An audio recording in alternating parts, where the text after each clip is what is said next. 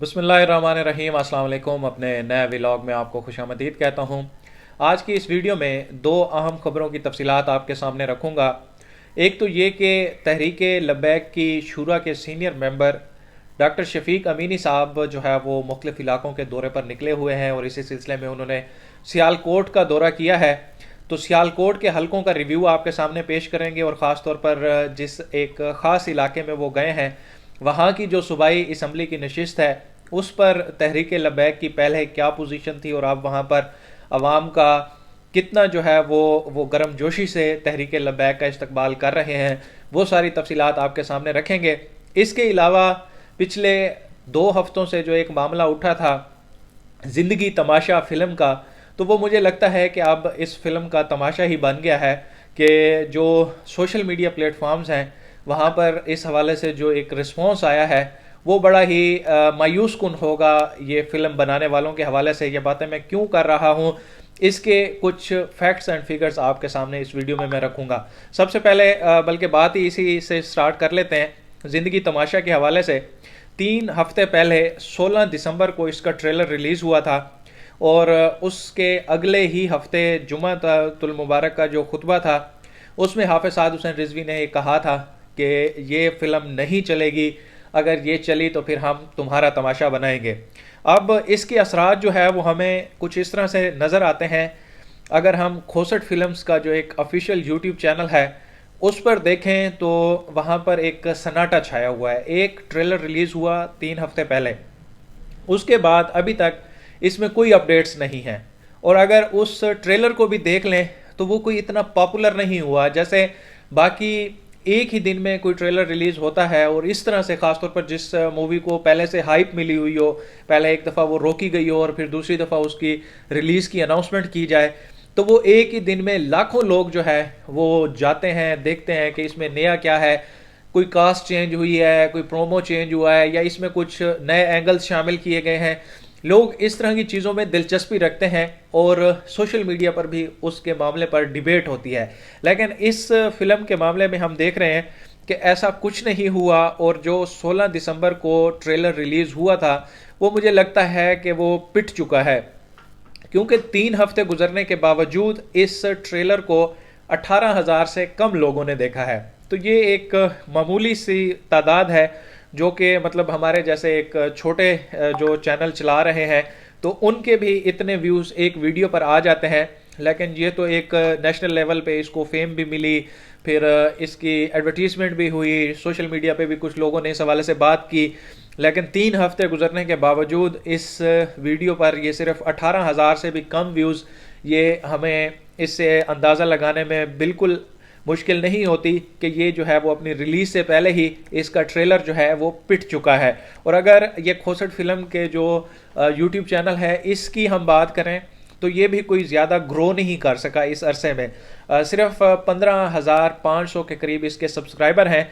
और यहाँ पर दिलचस्प बात मैं आपको बताऊँ कि मुझे ये लगता है कि जब साद हुसैन रिजवी ने इस हवाले से अपने खुतबे जुमा में इसका जिक्र किया तो उसके बाद इसके व्यूज़ में उस पीरियड में थोड़ा सा यकदम से इजाफा हुआ था। शायद लोगों ने उनका खुतबा जुमा में इस फिल्म का जिक्र सुनने के बाद जो है वो इस का ट्रेलर सर्च किया हो और फिर उन्होंने आके ये ट्रेलर देखा हो और इसी वजह से जो है इसको फौरी तौर पर जो है वो 15 जो 8,000 से लेके 15,000 तक व्यूज़ गए हैं तो वो इसी तरह से ही गए हैं। तो जल्दी से जल्दी जो है वो इसमें सिर्फ इतना एक इजाफा हुआ है, उसके बाद ये कुछ नहीं हुआ। अब इसके जो फिल्म की रिलीजिंग टीम है उसके जो मतलब सीनियर लोग हैं उनसे भी बात हुई तो वो बिल्कुल चुप हैं, वो कुछ नहीं बता रहे कि क्या ये फिल्म रिलीज़ होगी या इसको एक दफ़ा फिर से पोस्टपोन किया जा रहा है, तो इसको लेके या कोई दूसरा ट्रेलर आना है। तो इस हवाले से बिल्कुल मुकम्मल खामोशी है। या शायद ये भी हो सकता है कि जो दूसरा ट्रेलर रिलीज़ हो उसके बाद चीज़ें वाज़े हों। ये पहला इनिशियल ट्रेलर था जो 16 दिसंबर को रिलीज़ हुआ।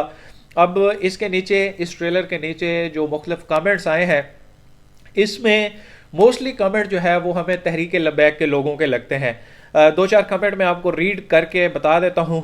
गज़नी इस्लाम के नाम से एक अकाउंट है, उसमें उन्होंने जो है वो कोट किया हुआ है हाफिज़ साद हुसैन रिजवी का, जो एक उन्होंने जुमे के खुतबे में कहा था कि ज़िंदगी तमाशा चलाएंगे इससे पहले हम तुम्हारा तमाशा बना देंगे। अब उसके नीचे इस कमेंट को कुछ लोगों ने लाइक किया है, तकरीबन 75 लोगों ने इसको लाइक किया है। और फिर इंशाल्लाह इंशाल्लाह के हवाले से जो है वो काफ़ी लोगों ने इस चीज़ को सपोर्ट किया है। एक और अकाउंट है जस्ट पाकिस्तानी के नाम से, उसने लिखा है कि जी instead of releasing in cinemas with so many cuts, I guess it was better to sell it to Netflix or Prime. But anyway, waiting eagerly to watch this film. ये इस फिल्म को देखना चाहते हैं। इस हवाले से पहले भी मैंने एक आपको रिव्यू में बताया था कि काफ़ी सारे जो सीनियर इंडस्ट्री से लोग वाबस्ता हैं वो यही मशवरे दे रहे हैं खोसट को, सरमद खोसट साहब को, कि आप जो है इस फिल्म को किसी सोशल मीडिया या डिजिटल प्लेटफॉर्म को सेल कर दें। वहाँ से आपको जो है वो आपकी फ़िल्म का जितनी आपने उस पर इन्वेस्टमेंट की हुई है वो भी आ जाएगी और फिल्म भी रिलीज़ हो जाएगी। और इस तरह से ऐसे अगर कोई मॉब सिनेमा चला जाता है तो सिनेमाओं में जो एक गवर्नेंस की जो सूरत हाल क्रिएट हो जाती है वो हमें देखने को नहीं मिलेगी। इसके नीचे काफ़ी सारे और कमेंट भी हैं। वकार अहमद के नाम से है, इस्लाम की पावर तुम्हें एक बार फिर दिखानी पड़ेगी। अहमद जमान ने फिल्म को सपोर्ट किया और कहा है कि eagerly waiting for this one. Sania Shaukat है, when the film was already made why are you releasing it in the March, need it now by the end of January. तो ये इसको बहुत जल्दी में देखना चाहती हैं। अच्छा, इसमें एक ये है कि जब ये पहली दफ़ा फिल्म इसका ट्रेलर रिलीज़ हुआ था तो तब इस फिल्म को ज़्यादा मकबूलियत मिली थी, उस वक्त ज़्यादा लोग इसको देखना चाहते थे। और जो इसका 2 साल पुराना ट्रेलर हम देखें तो उसको तकरीबन 9 लाख से ज़्यादा लोग जो है वो उन्होंने इसके ट्रेलर को देखा था। लेकिन अब दूसरी दफ़ा जब इसकी रिलीज़ की अनाउंसमेंट की गई है तो इसमें ऐसा कुछ ख़ास हमें देखने को मिल नहीं रहा कि ज़्यादातर लोग इसमें दिलचस्पी नहीं ले रहे। लेट्स सी कि इसका सेकंड ट्रेलर कब रिलीज़ होता है तो फिर कुछ सूरत हाल वाज़ेह होगी। अब ज़रा बात कर लेते हैं कि जो सियालकोट गए हैं शफीक अमीनी साहब, तो ये सूबाई असम्बली का हल्का, पहले मैं आपको उसकी डिटेल बता दूं कि PP 35 है सियालकोट।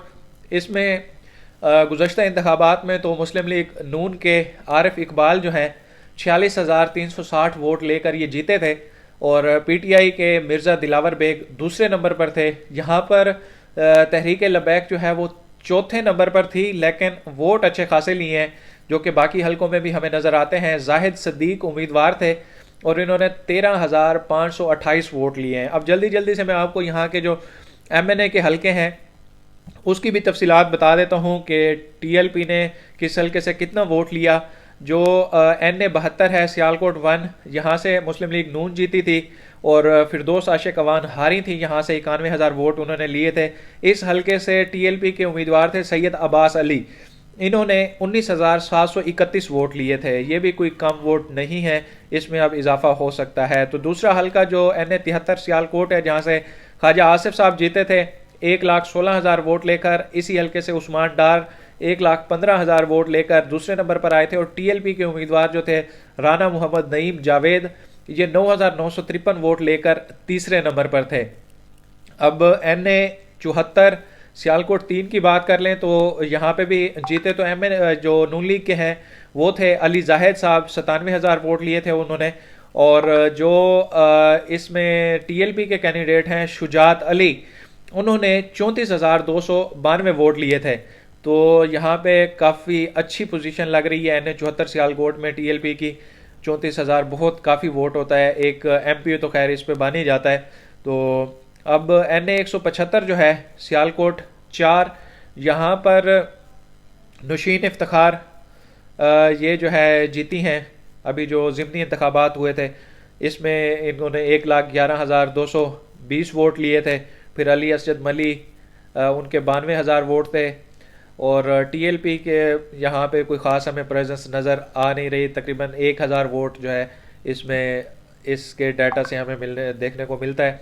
और NA 76 सियालकोट है, ये 5वीं सीट है सियालकोट की कौमी असम्बली की। इसमें राना शमीम अहमद खान 1,33,664 वोट लेकर ये MNA बने थे।